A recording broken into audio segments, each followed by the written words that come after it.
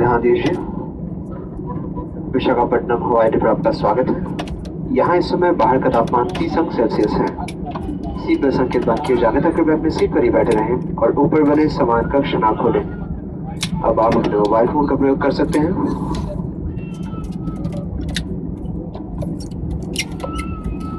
हम यहाँ 35 मिनट रुकेंगे।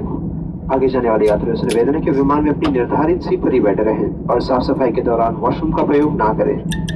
यात्री अपने हाथ के सामान की पहचान सुरक्षा कर्मचारी को करवाएं।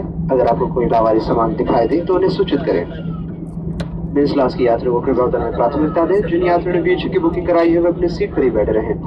सभी यात्रियों के उतरने के बाद आपकी सहायता की जाएगी। स्टार अलायंस सदस्य एयर इंडिया कप्तान मंजीत लांबा हिरानी और क्रू एयर इंडिया से यात्रा करने के लिए आपके आभारी है।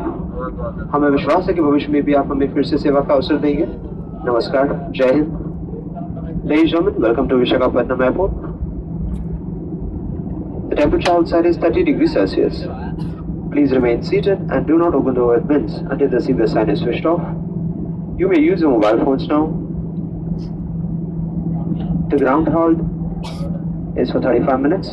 The passenger in transit to Mumbai are required to remain on board and occupy the original seats. Do not use the washroom while aircraft is being serviced. Please identify your hand baggage to the security personnel who will be on board shortly.